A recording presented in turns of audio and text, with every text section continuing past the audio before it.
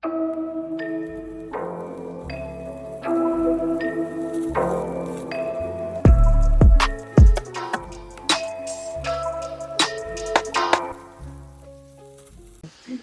ну, в общем, можем начать, да? Исмит, ассаляму алейкум. Давайте. Очень рад, что вы пришли, нашли время. Селям алейкум, алейкум селям. Да, ну, Здорово. вообще, вы знаете, вот часто пишут комментарии нам под подкастами, что вы не представляете гостей, которых зовете. И это такая классическая ошибка, потому что, ну, я же хорошо знаю, ну, как бы, как мне Да, мы-то кажется. знакомы давно. Да, мы знакомы, я там что-то читал, что-то смотрел, то есть...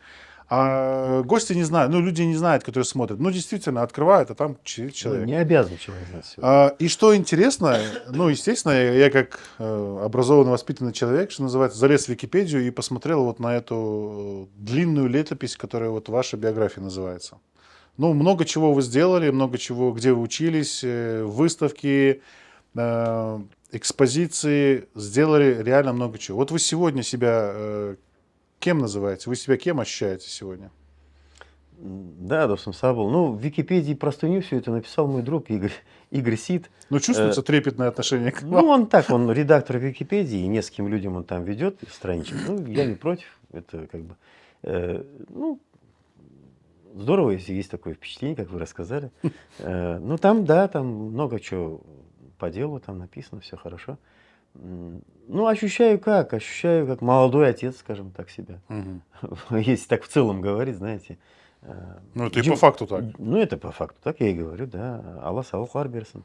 Вот. Старшая дочка, вон, в посольстве Японии работает. То есть, как бы вот такие, знаете, вот получается разноплановые ощущения. Но с профессией я скажу, что как-то я в последнее время вот думаю, рисует человек, Мгм. и прекрасно. Вот я уже не могу как-то вот критиковать или как делать арбитраж какой-то, знаете. Мне нравится вообще, вот люди занимаются что-то, вот рисуют, там, что-то делают для души. Там. И я не могу критиковать А никого. как же направить? Не, ну как, это уже вопрос педагогический, понимаете. Поделиться опытом. Потому что насчет направить, у нас тут настолько все не направлено. Честно говоря. Разнонаправленно. Если я буду говорить с точки зрения профессии, да, вот, зугубо, да, я скажу, что у нас просто полный провал. Полный, абсолютный провал, к сожалению. Я сейчас буду варить кофе. Значит, что я понял из того, что вы мне сказали? Вы художник, да? Художник-монументалист. Вот я когда готовился к нашему разговору, естественно, я смотрел материалы, которые как бы рассказывают про вас что-то. Мы сейчас перейдем к главному вопросу, к главной теме, которую я хотел бы с вами с удовольствием обсудить. Вот такой маленький момент еще, да, хотел бы у вас уточнить, вот насчет монументальности. Вот эти ваши работы, много ваших работ, выставок, экспозиций, они действительно имеют гигантский размер. Вот это вот стремление к этому гигантизму, я понимаю, что у вас профессия, монументализм, все дела, но вот это желание сделать большие работы, оно откуда у вас вообще? Не, ну что там гигантского-то, я не помню такого особо. Не, во-первых, у меня много чего погибло, реально, просто погибло. Когда в Киеве была выставка, моя персональная выставка, там получилось так, что, ну, в общем, там тоже неразбериха была внутри, и я не смог вывести просто свои произведения. Осталось там просто? Там осталось, на улице прям осталось, и все. Просто вот я не смог вывести. В какой-то момент там даже земля что-то мне немножко так подкинула, но я не смог на эти деньги вписаться, так сказать, с транспортировкой. Вот. В общем, много чего осталось. Да, я какие-то фрагменты вывез, а мои там многие вещи, что-то разворовалось там даже, к сожалению. Вот эта галерея Лавра, было все сделано, и как бы вот и дирекция галереи Лавры там приложила руку. В общем, то, чего я делал там, так сказать, до 2008 года, многое погибло там. Ну, я к тому, что там гигантских-то, там особо гигантских ничего не было. У меня там то, что я мог вести, это были мои такие текстильные в основном композиции, Да. связанные там с там, рок-группой «Аукцион», когда я ее привозил, потом с Гребенщиком, когда я делал проект. Вот на концерте Бориса Гребенщикова я сделал работу одну свою, да, с ним вместе. Вот. И потом были тоже текстильные такие вещи, которые «Орнам Джола» называлась, с концертом Диляра Османова, да, когда я делал ему юбилейный концерт, и вот там тоже, ну, как сценография такая, да. А так у меня вещи, которые где-то были сделаны, они и висят там по объектам, скажем так. У вас такой, у вас прям это, да? Ну, что вы думаете? Только вы работаете? Не, ну прекрасно, да. Это в единственном экземпляре такая жаровня. Мгм, Ну, мгм. вообще, по идее, мангал, Да, да, если да, это да. можно так назвать. Вот таким образом мы варим кофе. Мгм. Вот. И сейчас будем его Ну, пробовать. пек-гузель, да. Я помню в институте, я, ну, там они продавались такие, из Узбекистана еще. Я повез в общагу, там, Суриковский, да, Мгм. такая жаровня, не жаровня, с песком. Да, И там джезвелер штук да, 6, да, да. вот такая вот. И я там кофе варил Ну, вот такая так вот в общаге, да. турецкая Ну, она хухря. была такая советская, какая-то Ну, там стандартизированная. электроплитка на Да, дне да, и и песок. песочек такой кварцевый. Да, да. И я ее потом отдал, подарил этому Армандо, там у нас такой мексиканец один пацан, ну, капиталист же, да, открыл кафе, кабак такой внизу. Ну, там внизу Демен, это в общаге, там в институте у нас там место, где... Кстати, общежитие было построено к Олимпиаде 80, там жили спортсмены вот, Мгм. в нашей общей ситуации. И вот этот Армандо открыл кофейню, там, значит, там телехолл был у нас, там, ну, где сидели, телевизор смотрели. И он кофейню открыл такую, ну, кабачок небольшой. И у него вот это вот ой, так мне понравилось, что оно у него хорошо там идет. Ну, это такое Прижилась, да? все, да, по-свойски там. Да. Я помню однажды с каникул, когда приехал, где-то, ну, летом у нас, когда учеба у нас началась в октябре, академический институт, Мгм. у нас не в сентябре, а в октябре начиналось. И все приезжали вот так в конце сентября.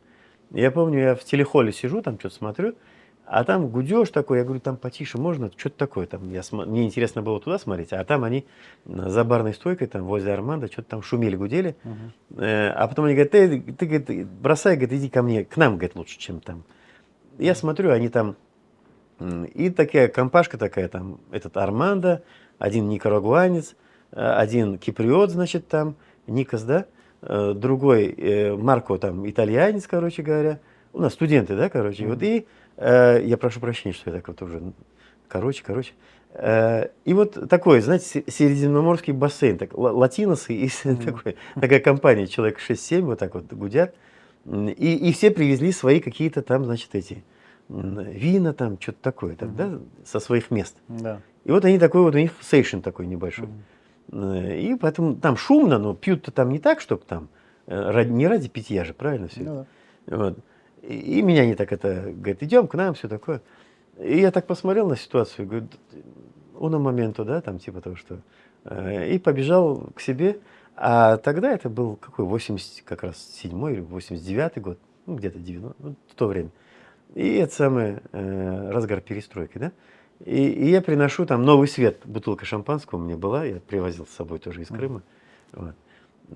Как раз здесь вот, вот эти вот, это был 90, вот после 90-го как раз. Здесь самострои вот эти были, вот тот период времени, да. И вот из Крыма я уже привез это все. Мгм. И вот я помню, я добавил, так сказать, вот этот вот в их вот эту всю тусовку добавил еще крымский. А шампанское только у меня было. Там, шах там, что-то такое. Патлада нет. В общем, торжественный момент был с этим связан. Вот я, так сказать, про кофе ты... Айтамас? Вот знаете, интересный такой момент. Я помню первый раз, когда я побывал в Ханском дворце в 93-м году, ну, когда я приехал. И тогда была практика на Ураза Байрам, по-моему. Мы на намаз вот утренний поехали с дедом еще. Это прям 5 утра, что-то такое. И вот периодически ходили в Ханский дворец. Он тогда был открыт там. И даже вот это оружейное было открыто. Мы ходили, вот Да. там все было открыто. Короче, можно было смотреть. И вот меня все время интересовала вот эта вот табличка, которая над входом, да, которая, как я уже позже узнал, символизует двух драконов, я так понимаю, да? Ну, не табличка, это... Ну, давайте так, я грубо сказал. Понял, Вы да. сейчас правильно меня поправите, Да, но абсолютно то, что верно. вот детским языком Я я понял, говорю. о чем речь. Про таблички Да, я да, давно да, сейчас да, сказал. да, да, да. Ну вот. Да, да, И мы знаем, и вот в контексте, сейчас я хочу просто у вас спросить, да, мы знаем, что есть такая легенда про двух змей, да, которые боролись там, боролись, и вот эта река, интересно, таким образом их, одну из них Легенда вылечила. об основании Бахчисарая. Да, называется. да. И вот эта вот табличка с изображением драконов. И вот мне все время интересовал этот вопрос, а вообще, откуда эти драконы, вообще, что они значат. Понятное дело, я в интернете интересовался, но хотелось бы вот вашу, не знаю, это мнение или это факт, что это, вот откуда это все взялось, и мы на эту тему, я хочу с вами поговорить, и потихоньку будем этот клубок разматывать, что Ну, да, называется, да. если получится, конечно. Ну, интересно, вот в тему во время того, как кофе, да, Ну, а как заваривается. мы? Не, ну, Кофе ставим, два думаем про дракона, Бахчисарай. там два змея, там в легендах по-разному Очень на говорится. китайские драконы похожи, вот такие с ногами, вот такие, Ну, вот, потому что там, они же да, на разные рельефе, бывают. да, на рельефе. Они же Смотрите, ну, это, во-первых, называется архетип, да? Так. Ну, архетип, и, по-моему, вот покойный, да, вот недавно Гайворонский Алекс, он как-то писал статьи, вот когда свои в этом в полуострове, он, по-моему, иногда там что-то публиковал, и вот там есть у него, если посмотреть в архивах, про это дело. Это расхожая, архетипичная такая легенда про двух змей, которые, значит, вот дерущихся, да, или сплетенные. И есть еще тема Ураборос, это когда змей замыкается, он кусает свой хвост, это отдельная тема тоже, да. В данном случае это две змеи, дерущиеся, и третья там у нас еще в легенде фигурирует. Надо отметить, что это даже в период, скажем, отсутствия крымско-татарского народа здесь, и много чего отсутствовало здесь, да, по поводу нашего народа в целом, это одна из легенд, которая касалась ханского периода, которая публиковалась в тот период вот в сборниках легенд Крыма. Понимаете? Другие легенды были унифицированы такие. Да. Некоторые даже были советские внедрены, какие-то были там такие всякие разные. А это осталось. А это именно ханская была. И Да. она была без изменений, печаталась вот в самых таких вот, казалось бы, в советском периоде. Но скажу прямо, что это мы не первые и не последние в этом плане. Это традиция. Это, скажем так, не кочующая легенда, но это именно архетип. Вот скажем, в северо-тюркской, скажем, или вообще в тюркской, шире мусульман, а еще глубже еще в скифской, да, скажем, традиции, вот эта тема дерущихся змей, как поиск истины, да, вот вспомните даже церковные, да, атрибуты у, казалось бы, христианских клириков, да, там православных или католиков, ну, у православных больше это видно. Там вот на посохе, например, там две змеи, Да. и крест посередине у них, да, это то же самое. Абсолютно та же самая, в общем-то, тема, да?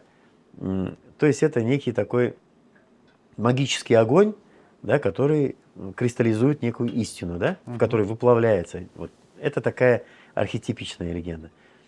И там показано в нашей легенде, вот когда две змеи дерутся, а третья потом оживает и уползает, да, и вот, ну, я коротко пересказываю, да, там Да. все знают же эту легенду. Да, вдруг кто не И знает. принц смотрит, ну, умозрительно мы примерно думаем, что это принц там, кто может быть, или Сахиб-Гирей, или Мингли-Гирей, да? Ну, кто-то из основателей, наверное. Ну, кто-то из тех, кто сын какого-то более авторитетного, старшего, который вот это увидел дерущихся змей, да, и пришел, рассказал об этом знамении, Да. и тот заложил город Принял Бахчисарай. решение, Да. Вот. Но мы знаем, что Сахиб-Гирей в 1736 году первые сооружения вот, начал делать, правильно? В пойме году? Чурухсу. В 700, что я говорю? Я думаю, Баушларс. может, это новые данные. 1536 Ну, году. да. После своего похода в Молдавию, вот он, первые сооружения, это зал дивана, Джума Джами, да, вот эти вот, которые он там начал, с чего пошел хан Сарай. И вот это кто-то из них, вот кто-то из этих вот великих предков наших, да, отцов-основателей, скажем так, именно Бахчисарайского ареала. Но эта легенда, она, скажем, такая классическая, да, скажем Да. так. Город Воронеж имеет ту же самую легенду в основании. Просто у города Воронежа там две змеи, которые переплетены, они превратились почему-то в змеи Гермеса, да? Ну так вот, а-ля античность, да, пошла. А там тот же самый степной контекст идет. Вот. И это в той древней степной там. Степной контекст почему? Потому что змеи или почему? Ну, традиция такая была. Вот, например, Тарки, город Тарки, да, точнее, Тарки-Тау – это гора Тарки. Махачкала с чего пошла тоже, да, город Махачкала. И там дворец Тарковских Шамхалов. Он ту же самую легенду имел у основания своего. Понимаете? Это традиционно. Вот в неких ущельях, ложбинах, да, в пойме рек устанавливались некие такие юртлар, да, скажем, юртлар, и они устанавливались на местах, где изобиловали змеи. Да. Змеиные такие места. Мгм. И вот, например, про Где много воды, про соответственно. Харасу такая же легенда. Про Харасу та же самая легенда существует. И там еще она перешла в легенды про, ну вот, шейхов Харасу-Базарских. Тоже там есть, там, как змеи, там, значит, властители змей там буквально, там есть такая легенда про одного в 19 веке. Там. Одним словом, это традиционная схема. Более того, вот как-то на одном из каналов тоже проговаривалось, что вот сугубо топонимически это идеально еще сохранилось в ландшафте, в сакральном ландшафте города Лондона. Вот не поверите, да? Ну, поначалу можно не поверить. А так Лондон, вот мы говорим Лондон, привыкли, да? Официальная версия происхождения города как бы с римских времен, да? Ну, Рим, конечно же, основа основ европейской всего-то всего. Там Лондиниум, да, вот как-то так, кустисто, да, у них. А на самом деле, смотрите, очень просто. Сами англичане, сами лондонцы никогда не говорят Лондон, правильно? Они говорят Лондон. Они произносят Лондон, вот так. То есть это сокращенная первая огласовка сживалась, и Лондон. То есть это легко уходит, гласное в начале, да, слово. И Лондон – это змеиная речка буквально. Вот просто на примере Лондона это красиво. Это перевод или что это? Я вам просто с нашего языка перевожу. Я понял. И вот эта самая легенда об основании Бахчисарая. И скажу, при чем тут Лондон еще, плюс ко всему, к нашему Бахчисараю. Смотрите, не Лондон, а Лондон. Вот англичане очень правильно. Лондон, да. Лондон говорят. Да, Они да. не говорят Лондон, никогда не скажут. Вот, значит, и Лондон, если полностью произнести, змеиная речка, да? Дон. Ну, Дон да, это как Темза. речка, дно. Да, тема Темзы.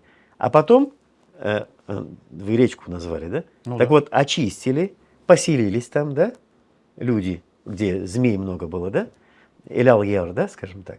Темус, получается. И Темз. Темза. Темза. Ну, все просто. Не, ну, Очистили. Ну, давайте так. Можно так. но у них же свой язык. Наверное, свой. Но Тауэр, да, у них место на горе, да? Тауэр. Тау-да-ер. Мгм. Ну, понимаете, на самом деле, они сами, как сказать, что-то знают, что-то не знают, забыли. Но, смотрите, структурная, фундаментальная позиция вот в английской именно, даже Ингланд. Ингланд – это завоеванная земля переводит. Ну, ланд это мы знаем. Land. Land, да, мы знаем, land. А инг, что такое Ингланд? Что такое первое вот это инг? Ничего оно у англичан не значит. Ничего не значит. Ингланд. Мы Ингмек говорим. Дженгде говорим. Ингмек это значит победить, завоевать. Мгм. Да? Понимаете, да, о чем я говорю? Не, я понимаю, То о есть, чем вы говорите. Но... то есть, давайте так, мы сейчас говорим про народную этимологию, Да. плюс сопрягающуюся с неким фактажом и, в общем-то, нормальной, адекватной логикой и событий, и того самого явления. Да? И вот, например, структурная основа в английской традиции – это легенда о короле Артуре. Да? Легенда о короле Артуре. Рыцари Да, круглого да. стола, 12, там все такое. Это же тоже архетип. Весь астрологический цикл, весь этот 12 там, да, и так далее. Ну, во-первых, Артур, да, это нормально. Эртур, там, как хочешь крути, оно нормально. У нас даже имена такие. Ложится на слух. Ну, ложится. Много имен таких. Лейла, возьмешь? Назови их по-разному, но. Бюрн, скорее. Да, Саубом. Заслушался про Англию. Так вот. Ой, Осторожно, бабушка. осторожно. Да, давайте. Этот с подносом прям возьми. Или что? Да, вот так вот. Ага, сау. А что, продолжаем? Да. Это нормально. У нас же не телек. Мы наоборот. Правильно, правильно. Я ломаю все время эту стену. Ну, верно, четвертую верно. стену. Надо, чтобы оно было. Потому что, ну, смотрите, я понимаю, о чем вы говорите. Но есть же такой момент, что, ну, мы же назвали Бахчисарай своими буквами, своими названиями. Бахнус, смотрите, вот сразу говорю вам такой момент. Да. Ногайляр, кубанский Ногайляр. Так. Ну, у нас был фестиваль, там с Диляр Усманом ездили в Махачкала, да, Да. там. И вот у кубанских ногаев, а они были всегда частью Крымского ханства исторически, да? В результате вот этих вот коллизий всех, это они откололись просто, да? У них, например, нету джикающих вот этих вот гласных в начале, как у нас вот, да? У них вот не говорят джума, они говорят юма. Понимаете, вот у них совсем вот этого нету в начале вот этого согласного фона. Именно кубанские нугайлер, да, вот Жиренчук, там вот это Кубань. И анда улар как говорят? Они говорят бахчи сарайымызга, они говорят бахчи сарай. Бахши сарай, вот так говорят. Бахши сарай. Бахши сарай. А там это означает бахши, это, ну как сказать, это жрец. Бахши это, ну, ясновидящий. Как будто логичнее звучит, да, чем наш бахши Ну, сарай. понимаете, вот смотрите, я замечаю, у нас очень много каких-то интересных параллелизмов происходит. Вот мы говорим, да, мы, например, говорим чуфутхале, да? Да. А сами караимы говорят, это от того, что он парная, она действительно парная, имеет разделительную стену посередине, да? Чуфтхале, то есть парная крепость. Из двух частей. Эко чуфтле. Да? Не чуфутхале, а чуфтхале. Ну, созвучие такое. И она и так читается, и там как бы караимизм, да, который не является иудаизмом, но он отдельная ветвь авраамической конфессии. Да. Влияние просто. Да, ну как бы оно и пошло как чуфутхале, да? Да. А вот такие вот вещи. И такого много вот в топонимии тоже встречается, кстати говоря. Ну вот Бахчи-Сарай, как бы Бахчи-Сарай, да? Логично. Бахча-Сарай. Бахча-Сарай, да. Бахчада-Сарай. Да, да. Или Сарай-да-Бахча, как хочешь. В общем, называй. везде Да. сады везде. Ну, сарай, во-первых, еще в русской традиции, почему так сарай-сарай? Потому что в русской традиции, в северной, скажем, да, региональной зоне, там, где температурный, климатический, так сказать, фон заниженный, да, скажем так, в холодные времена, доминирующие, да, в этом регионе, люди селились вместе со всем своим скарбом и живностью, да, Скотом, под одной да. крышей. Да. То есть изба, это из Сабина, да, будем говорить, вот изба, и там и так далее, все под одной крышей, включая там все эти хлев, там, так сени. теплее же просто. Да, оно и отапливать как бы удобнее, правильно, и все такое. И вот если у человека во дворе еще что-то отдельное стояло, ну как бы вот отдельно что-то, постройка некая. Как будто какое-то излишество, да? Да, В этом как контексте. излишество, ну у тебя уже сарай. Да. Понимаете, это уже сарай. Такой вот. Это я, кстати, Что-то на богатом, короче. Рустем Эминов, вот сотрудник Бахчисарая, мне как-то про это тоже парафраз. Я говорю, да, точно там. Это есть такие. Ну, логический след в этом Все, есть. вот я говорю об этом, вот, что оно вот в логике даже восприятия. Да. Не сарай, то, что сарай там, да, как мы привыкли, нечто там второстепенное и там где-то подсобное, да? Да. А именно как излишество к тому, что уже есть, необходимое. Вот такой момент. Да, интересно. И вот как бы меняется качественный, да, ценз. И вот смотрите, легенда об основании Артура, легенда о короле Артуре, об основании, я уже проговорил, города Камелота, да? Ну, как в этой легенде. Да. Там же вся легенда об этом. Да. Вот. И Камелот – это Кам Элаят. Камның элы. А вот Кам, земля Кама, да? А Кам это и есть жрец, правильно? По-древней тюркски даже. Ну, отсюда и Камча, да, у нас, Камча. Это жезл, да. Кам дегены это жрец. И вот Бахши-Сарай в этом смысле, дворец жреца, да, он четко сопрягает. Ну, ложится больше, чем ложится сарай, тоже. Ну, чем так. сады, как бы. Вот, да. вот такая интерпретация, я говорю, да, как бы. Но это она не отметает одно другое. Понимаете, в профанной версии это буквально. Ну, кстати, Надир Ага Бекиров свою версию тоже выложил. Мы ее как-нибудь на канале опубликуем. Там тоже, я сказал, конечно, мое почтение его логической цепи. Но в любом случае это интересно, потому что... Ну, это конечно. Ну, смотрите, то есть получается, что мы такой большой круг дали до Лондона и обратно. Так вот, он там, извините, да, Да. хорошо, что вы про круг сказали. И вот он сказал, что начал с того, что, как известно, король Артур увидел 2 драконов в смертельной схватке. Вот так, и понял, что на этом месте будет воздвигнуть Бахчисарай. То же самое легенду, говорит, ну и так далее. Адекватно, калька. Я до этого не знал так детально. Понимаете, это и есть архетип. То есть структурная легенда для... Но она никому не принадлежит же, этот архетип. Это Просто блуждающий архетип. Это архетип, который принадлежит культуре определенной. Она в своей основе, ну, у церковников вот этого на посохах, поиск, это как бы поиск истины, назовите место истины. Вот так, место истины, да? Где 2 дракона, так сказать, Две змеи. 2 змеи, 2 дракона. Ну, на воротах Бахчисарая драконы изображены. Ну, драконы. Драконы с лапами там, Да, все да, такое, да. да. Я их на своем штандарте тоже изобразил. Ну, смотрите, просто драконы же тоже драконам рознь, они же все разные драконы. Вот в китайской мифологии они вот такие драконы, как у нас на Ханском дворце изображены. Да. А есть Ну, еще другие драконы, Ну, у нас примерно. такой рельефчик не сильно художественно Я понимаю, выверен. что это не фотореалистичное Не, там не, там изображение. главное, что он есть, это Да, важно. да. И главное, что он не такой, как вот... Ну, он построен, конечно, после пожара, где-то в конце 18 века, но это рельеф не 19 века, как вот Гай Воронский, кстати, тоже в своей статье писал. Он раньше. Он как раз относится... Рельеф вот этих драконов имеется в виду? Да, конечно. То есть он уцелевший, этот рельеф? Он уцелевший, но это конец 18 века.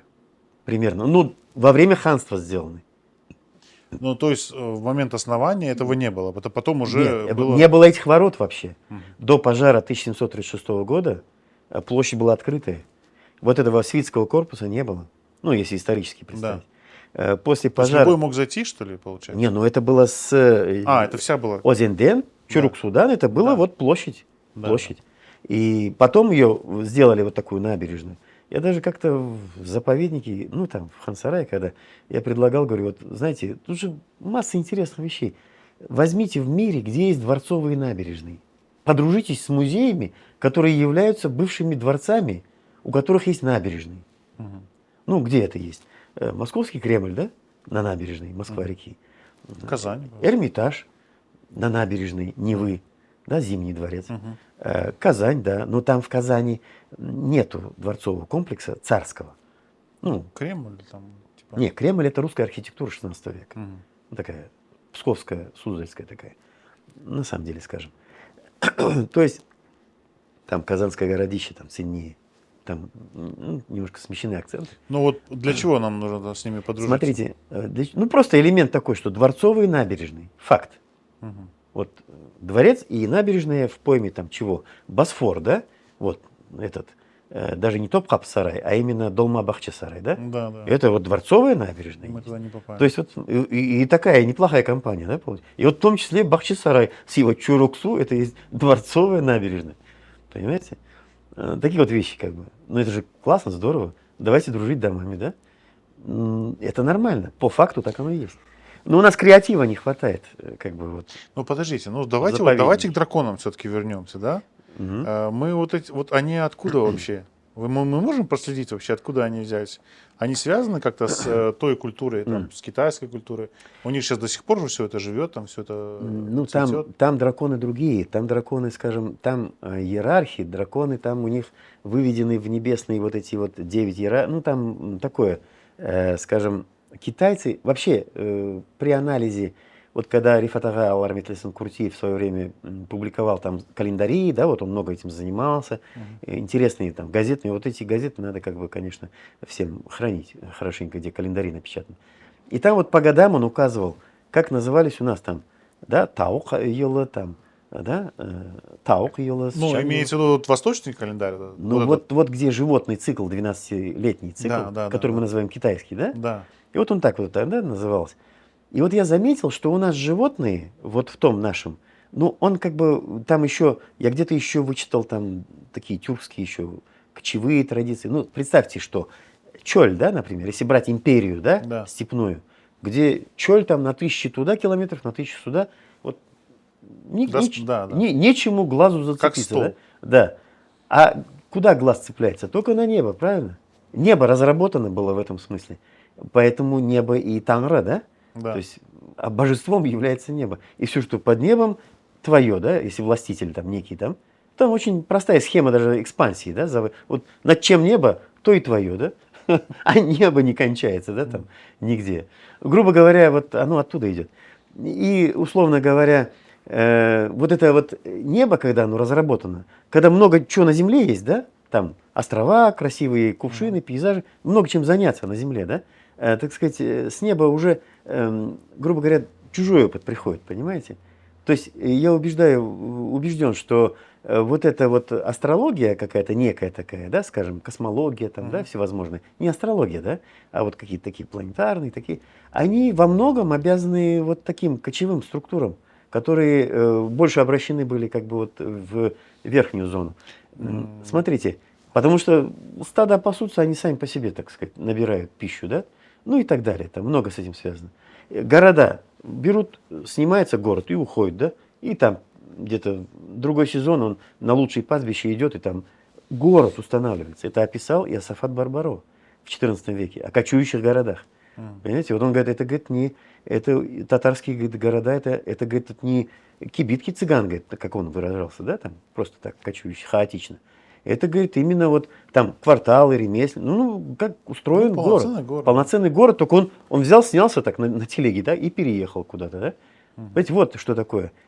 И это означало, почему европейцы назвали Гордарикой что-то на востоке, что-то там. Неведомые для Европы страна городов, понимаете, кочующих. Вот это такой нюанс, я к чему говорю, что и сама юрта кочевая, если брать любую традицию, которую сейчас мы имеем, казахская, монгольская, какая хотите, это модель-то вот этого космоса всего, правильно? То есть проекция неба, да, вот этой сферы на материальную землю. И юрта – это малый объем вот этого самого вечного гигантского космоса, да, мира. Ну, факт это тоже архетипично вполне. И вот представьте себе, что, допустим, я начал с чего? У китайцев как, да, идут года. Так вот, у нас, если сопоставить многие, да, источники вот эти, у нас животные как бы не агрессивные. Точнее, они как бы менее, скажем, агрессивные в сопоставлении. Например, у нас курица, у них петух. Ну, как бы у них более в активе, да? Там у нас, например, мышка, а у них там крыса, что ли, вот так. Крыса. Понимаете, у нас, например, барс, а у них там тигр. Понимаете, да, как бы вот, или вот. Так это доминантная позиция у них изначально? Это значит, что у них вторично. Почему? Понимаете? Вторично. То, что вторично, оно усиливается всегда. Понимаете, я да? понял. Понимаете, о чем я говорю? Я понял. Если животные берутся более яркие, более, ну, как бы вот если сопоставить два, да, ну, То есть на момент, допустим, если нужно придумать, вы уже отталкиваетесь от того, что есть, и лучше придумываете. Ну, вы додумываете, и, грубо говоря, вы делаете более ярким его, более пестро его даете. Характеристику этого животного более. Вы берете родственные животные, ну, там не просто там барс, да, какой-то, а там тигр появляется, да, ну и так далее. Об этом речь. Вот не курица, а петух. Понял, да. Понимаете, да? То есть, а почему курица? Потому что курица несет яйца. Ну, петух-то несет яйца, да? Грубо говоря. А, ну, это известная тема с курочкой Рябы, которую еще Мурат Аджи рассказывал эту сказку про курочку Рябу. Почему она Ряба, почему дед бил, бабка била там, почему и золотой. Ну, это все вот рождественский цикл, да? Почему Ряба, да? Потому что перышки рябы там, ну, это курочка как годовой цикл, да? Золотое яичко, это значит новое солнце и так далее. Это вот эти вот такие как бы сказки, притчи, которые с детства окружали человека, а они космологичны в своей сути, понимаете? Ну, это нормальное же явление. Туда же и вот эти две змеи, понимаете? Туда же и два дракона. Назовите так, драконы. Так да, мы можем равенство поставить? Две змеи равно два дракона. Конечно, равно, но, повторяю, дракон, он уже более усиленный, понимаете? В активе более. Понимаете, да, о чем я говорю? Да, я понимаю. То есть, конечно, дракон, да, как бы так вот. Змеи, то есть у нас он более, как бы, более объясним, потому что именно змея является, ну, вспомните даже буддизма, да, основу, что некий змей, да, покровительствовал Будде, да, допустим. Ну, там нюансы. Но змея это то, что вот есть, она ползает, а дракон это же мифическое, выдуманное. Ну да, как бы да. Но дракон еще связан с небесными некими структурами. Например, Казань, герб дракон тоже, правильно? Зеланд, так и называется. Вот. И Зеланд-Тау там тоже есть. И так далее. И легенда про змею, там, драконы тоже. А грифоны были у нас? Ну, в нашей культуре? Грифоны, это, конечно... тело льва, вот это вот. Ну да, орла. но это тоже, это как бы вот эта вся, с астрологией тоже, конечно, связано, но сейчас не буду, я не специалист, не хочу. Ну, да. Я более в такие вот в народные нарративы, да, и если, допустим, брать все эти легенды, мифы, сказки, да, они неспроста, они жили вокруг людей. Например, вот это вот, как это, русская сказка есть про сестрицу Аленушка, братец Иванушка, да, вот помните же, да, это мы все знаем. Конечно. Картина Васнецова, где такая горемычная Аленушка сидит на пруду, смотрит там в омут, да, вот это все даже изображено таким образом. Да. А на самом деле это никакого отношения не имеет вот к этим фигуративным вещам, понимаете? Речь идет вот мне, кстати говоря, Кишвеев, Ислам Агай, Есть говорил, такое? что есть такая сказка, прям татарская, он слышал от своей бабушки. Прям вот та же самая сказка про Аленушку, сестрицу с Иванушкой, да? Ну, как-то вот так же она звучит. Смотрите, козлиное копытце, да? Там колодец, из которого напивается этот Иванушка, да? Вот он идет, Иванушка, да? А он Притча. не служит там? Лужица или там источник называется козлиное копытце. А, все Вот он понял. идет, его начинает мучить жажда. Да. Он видит козлиное копытце, да, там, это лужица или там. Ну, след это или просто... Неважно, козлиное копытце называется это источник. Да. Он первый раз идет, спрашивает: сестрица Аленушка, можно я там напиться водицей, да? Да. Мы знаем русскую вот эту Да, конечно, интерпретацию все. Она говорит: не пей, говорит, типа козленочком станешь, да, братишка там, братец Иванушка, да? Так же. Он сдерживается и идет дальше, правильно? На третий раз срывается. Да. И сестрица ему говорит, также говорит: не пей, там козленочком станешь. Он срывается, напивается, да, там, и козленочком становится, да, вот как мы знаем. А потом сестрица его где там, на дне омута, да, находится. И он, когда жалуется ей, там, блеет там на берегу, да, став козленочком, да, она ему говорит: тяжко мне, говорит, здесь и так далее, вот ты вот что-то натворил такое, да. Вот вся притча такая. И она, логика как непонятно, куда она ведет там, ну, сестрица, и всегда изображает вот это все. Она в омуте, там прям на дне разговаривает о чем-то, да? Вот так если. А на самом деле что это такое? Это защитная, охранная притча Да. от разграбления древних захоронений, курганных, до мусульманских даже. То есть, смотрите, он идет по степи, будем говорить, да, и видит, что? Он видит захоронение, древнее захоронение видит. А козлиное копытце — это и не что иное, как камча с копытцем Джейрана, знаете? Да. Самый такой подарочный и роскошный такой образец — это когда копытце Джейрана в виде рукоятки, правильно? Это использовали. Да. Так вот, знатному воину его камчу вклали, вот ту самую камчу, да, в правую руку. И при захоронении, если он никому ее не подарил сам, да, Да. то она с ним хоронится. Так вот, это и есть козлиное копытце. То есть захоронение знатного воина.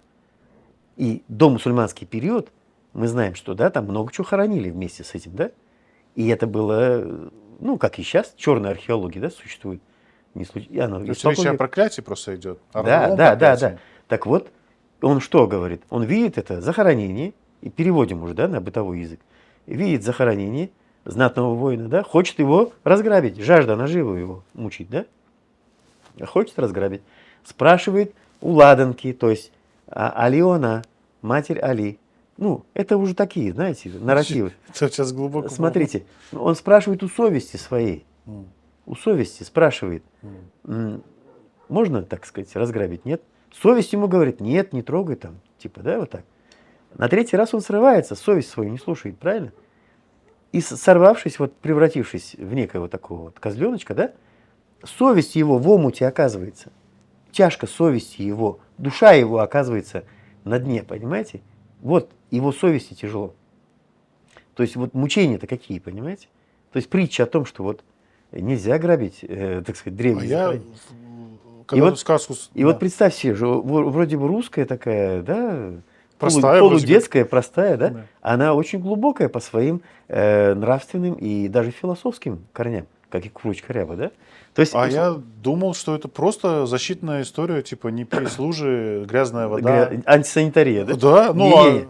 Козлиное копытце — это ключевой момент, который все понимают сразу. Возможно. Козлиное Я- копытце да. это и есть ключевое место, да, что напиться из вот этого родничка, да, так сказать.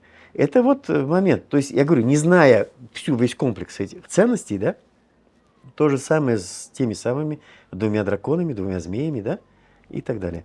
То есть, повторяю, города Воронеж, Тарки, то есть Махачкала, да, Бахчисарай, Лондон. Вот если мы можем на пальцах перечислить предварительно, да, которые основаны по этой легенде. Буквально. То есть схожая легенда.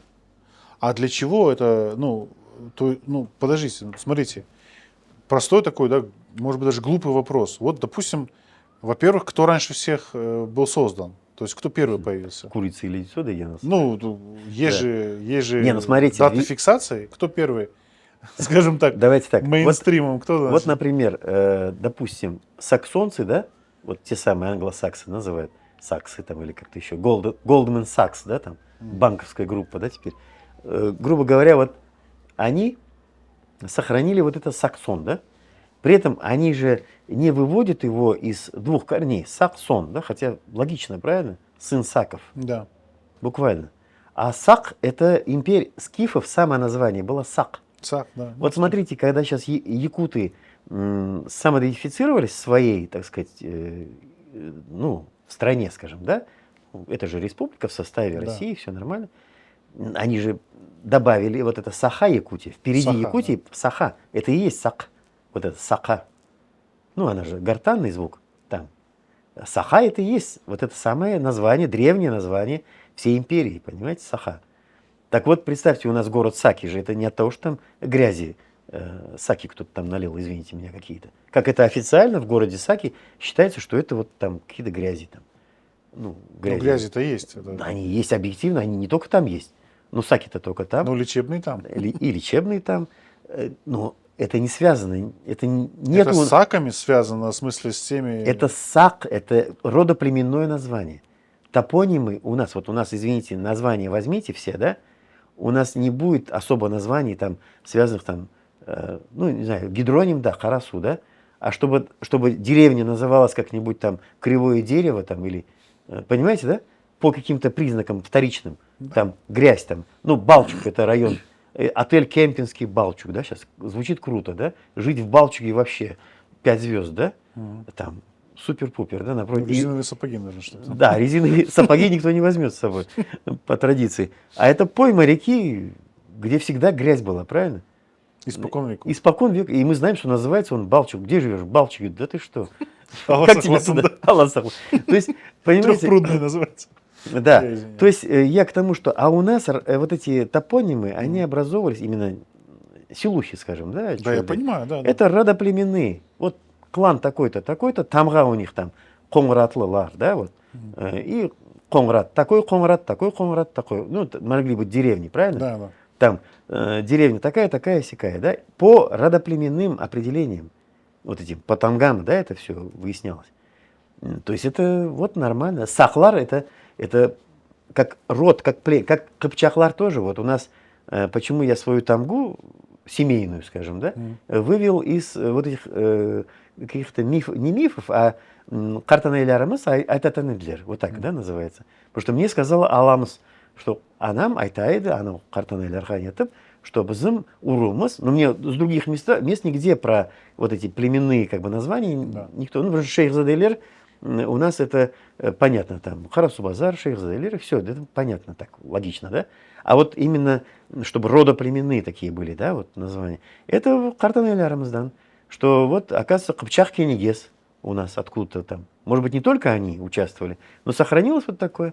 И я нашел по каталогам ногайским разным, кубанских, каранугайских, да, разных, нашел целые тома там существует этого всего, исследования. Алар Аметлесен, вот прекрасный ученый был, Сикалиев, потом Рамазан Киритов, Рамазан Агай из Черкесска. Он такие книги, ну, фанат своего дела, потрясающий ученый, такой дотошный. У него такие перечни этих тамги были, ногайские, да, которые разных период времени. У нас Акчохрахлы, если альбом возьмешь, тоже там все это пересекается, естественно. И вот я нашел тамгу именно Кыпчак Кенигес уровнем. И еще на Ногайском фестивале в Махачкале встретился с одним тоже дедом, который тоже спец по тамгам, да, вообще, наизусть все знает. Я говорю, вот айтатанедлер, говорю, бізінкілер там, что Кыпчак Кенигес екен бізінкілерден. А, говорит, понятно. И он меня посадил так там в музее Махачкале, да, и мне там начал рассказывать про Кыпчак Кенигес. Выдал базу. И да, и он говорит, вот Кыпчакларда, он Бардане уру, вот Кыпчаклар подразделяются на он Бардане подразделений, и один из них там Кенигезлер по-своему. Ну, понятно. И пошло-поехало, он все это рассказал. И я нашел эту тамгу. Как она выглядит? Буква Ш. Не, не шучу, не шучу. Ну, ше, в смысле, Ше. как вот Т перевернуто, да? как Шейхзаде вот пишется, начинается. А, так это Прекрасно. совпадение? Отлично. Не думаю. Ну, как прекрасное совпадение назовем. Не, ну действительно, там вот именно такая. Я даже нашел тамгу Йозефа Бойса. Вот есть такой художник. Есть такой Вот, художник. который... И истории есть у него интересные. Да. И, кстати, я в Берлине, когда был в музее, вот там такой музей есть, там Банхоф ихний, там они старый вокзал превратили в музей современного искусства. И такой новый хай-тековский такой гипер-узел такой построили, да, ну, уже в Берлине таком, объединенном, да, скажем так. А старый вот этот вокзал они превратили в музей современного искусства. И там больше всего этого Бойса, там, со всякими там войлоками, всякими камнями, там, Ну, у бревнами. него, да, у Вот него... это все. Да, да. И это больше всего там. Был Маджах Шиллер, там наворотили, ну, по большому счету. Вот. И там интересная история, потому что там немцы сами, они сильно комплексуют с его легендой. С его вот этой... Ну, крымская история, в смысле? Да, с крымской историей. И они специально приехали сюда, делали экспедицию. И один из них приезжал сюда по линии Гёте-института, и куда меня пригласили участвовать там, назывался Йозеф Бойс в Крыму в 12 году, по-моему, в 13-м. В общем, в год, когда Кристоф Шлингензиф, такой был художник, он умерший был к тому моменту, немец, который взял гран-при Венецианского биеннале современного искусства, да? Ну, вот тогда был Венецианский биеннале, и германский павильон взял тогда золотого льва, да, тогда. А Шлингензиф, он считается как бы такой подражатель Бойса, да, считается. Ну, там половина Германии подражателей там, как-то Бойса. Но сам Бойс-то выводил свой генезис, своего творчества из чего? Что вот его спасли татары там. Короче, татары являлись триггером всего. Но смотрите, почему у немцев сильный комплекс по этому поводу? Они приехали специально сюда, где-то в 2000 году, два каких-то чувака, извините за выражение, да, с татарами не хотели общаться и не общались толком. Нашли там точное место там, по архивам. Часть архивов, я думаю, достоверна, потому что там они доказали, что он был сбит или погиб. Не погиб, а вот что, катастрофа, подбит, да. В апреле 1944 года. Или где-то в марте 1944. Незадолго уже до освобождения от фашистов, да, Крыма, Да. мы знаем. Но для меня это дало другой немножко версии такие, свои уже, да. То есть сначала думали, что 43-го года события произошли. Что сильно меняет. Как сам, что сильно меняет ситуацию. Вот. Поэтому я на этом проекте художественном, дети Йозефа Бойса, там они еще назвали, я говорю, я не дети Йозефа, я никакого отношения... Внук. Нет, это он наш сын. Это, говорю, Бойса мы сделали, говорю, в свое время. И он так сам себя позиционировал. И я назвал свой проект «Возвращение блудного сына». Имея в виду, дал ему имя. С неймингом у вас все нормально. Юсуф Баис. Ну, Юсуф Баис. Так оно и читается, как пишется, так и читается, да? Вот. И я ему вернул родовую клановую тамгу, вот их рода ихнего. Баис, который оказался в Германии, да? То есть он всю жизнь просто возвращался в свое лоно кочевой культуры. И он сам об этом писал. Он сам, вот сам человек, да, понимаете? А они развенчивали его миф, вот эти немцы. Что нет, там... Такого не было, в смысле? Нет, такого нет. Его там спасли, там татар вообще близко не было. Он между двумя деревнями, там очень хорошо получилось, политкорректно. Одна деревня русская, другая еврейская, понимаешь, там. И вот он между ними упал. Сообща, в общем. Сообща, русский, еврей, татар нету, понимаешь? Ну, естественно. Да, да. Ну и все хорошо. Там. Они все хорошо И подали. покаяние перед Холокостом, походу, есть, да? Ну, как бы так. Ну, почему? Ну, я Всё повторяю, ложится. очень политкорректно получилось. Очень, да. Да, а татар там не было никогда. И он сам придумал это, отчебучил что-то. Понимаешь, вот этим занимались немцы на полном серьезе, понимаете? Это сейчас там у них уже это канонизировано. А почему этот зуд у них происходит? Он художник номер один постмодерни, вообще считается, если брать. Повторяю, в главном музее Берлина современного искусства там такие залы гигантские, там, да? Там Марсель Дюшама вы много не увидите так особо, да? Или там, ну, из тех вот, Уорхол какой-нибудь там есть, конечно. Но масштаб Бойса там намного превалирует. А, баночки еще этого есть, прям продаются. Ну, это Пьеро Мацони, это ладно, отдельность. Не будем сейчас за чашечкой кофе об этом. Кто знает, тот понял. Значит, смотрите, и такой вот масштаб, да? А он сам свой генезис выводил из того, что татары его спасли и принесли вот в такой момент. Ну, это и рождение новое, это много чего Там можно. много, это Много. вопрос инициации, Да, инициации, да, понимаете? да. Но они начали развинчивать. Когда выиграл павильон германский на Венецианском биеннале в 2012 году, или не, 13-м, 12 вот так вот, да, тогда же немцы получили «Золотого льва», повторяю, этот Шлингензиф. Так вот здесь 3 художника были. Бойс, Шлингензиф и я, да? При этом, что оба были, кроме меня, остальные были уже ушедшие художники, уже мертвые художники, грубо говоря. Я был только один, так сказать, живущий автор, да, среди этой тройки, да, скажем так. Вот. При этом я Бойса позиционировал как блудного сына, да, который возвращается в Крым, так сказать, да. Неплохо. Я интерпретацию такую, она опубликована, кстати, в сети там. И моя концепция была такая, что он просто там не все доделали тогда, так сказать. Вот. И я извел, вывод такой сделал. А потом подумал, думаю, ведь так оно и складывается. Кто мог сбить да, немецкого там летчика, да, допустим? А тем более он был бортрадистом. Он сидел не за штурвалом, он сидел где-то, ну, в обратку смотрел. Ну, инженер. Инженер, да, там у него больше шансов было смотреть вокруг, да, допустим. Не пилотом он был. Он мог видеть даже, кто их сбил, правильно?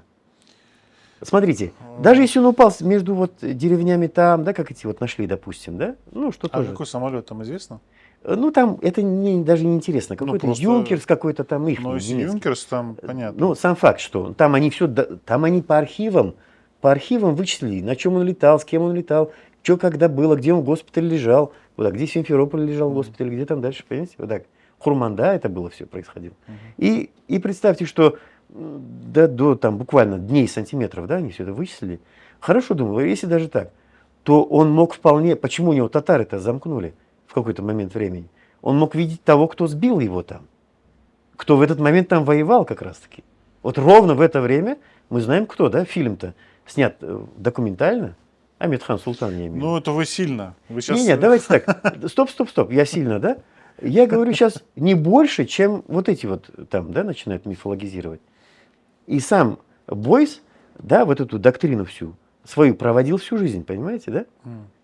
Но мы знаем, что, понимаете, тут момент. Я поэтому и выставил такую тему, что это Амирхан Султан. Как раз он тогда и завершал, точнее, он вот в освобождении Крыма-то принимал участие, мы же это знаем историю.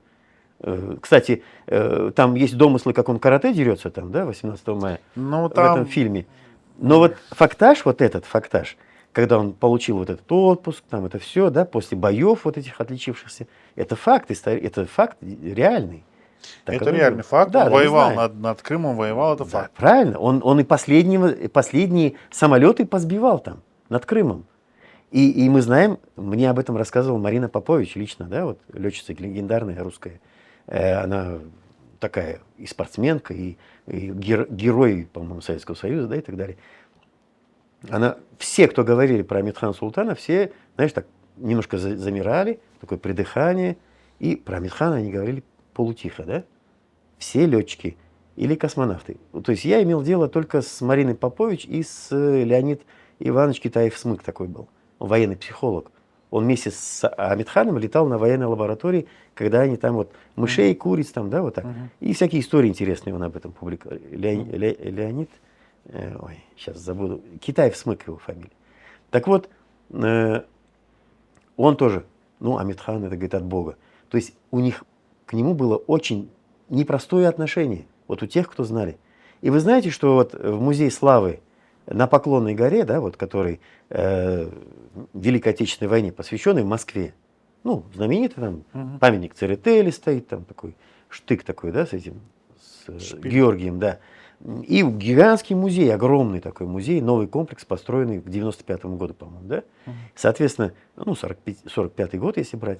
И там огромный центральный пантеон такой, да, это огромный зал славы называется.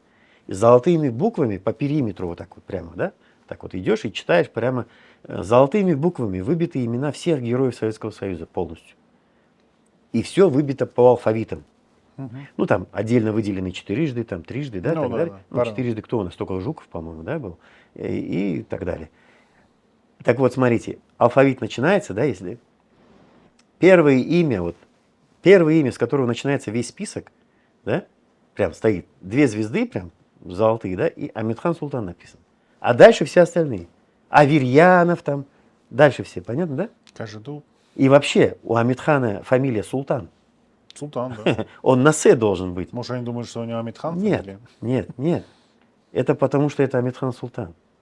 Это вот он там, потому что он... Но он трижды герой, по идее. Может быть... Да дело не в трижды четырежды. Ну, я понял вашу Понимаете, как мне говорила Марина Попович, говорит, что он, конечно, сбил больше, чем и Каждый. Да, это факт.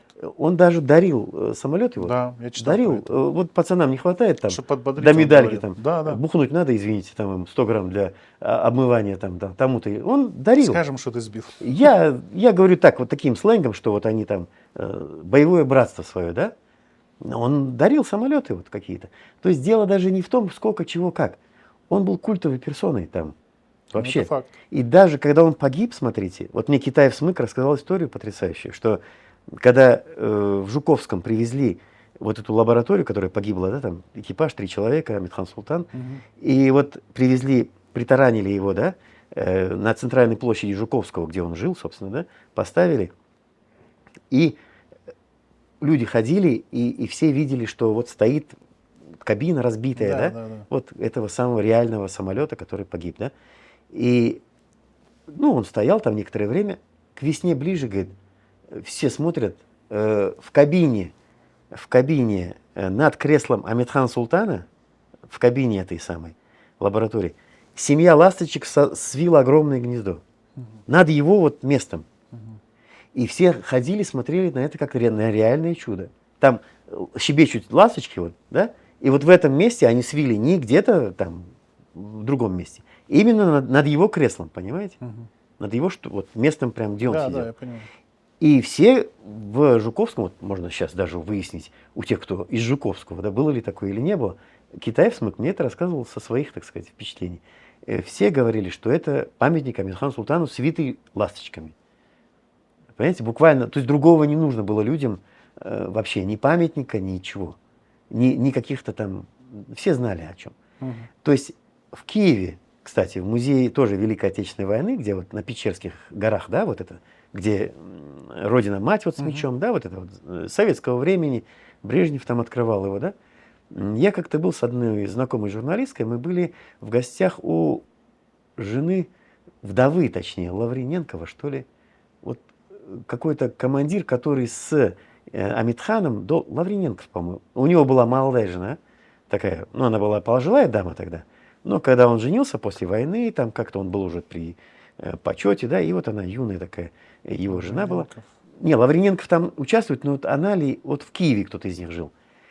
И она рассказывала тоже, как вдова.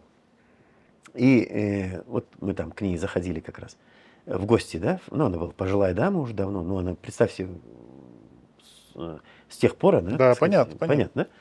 Одним словом, в музее вот киевском, да, Киеву ведь никакого, он там не воевал.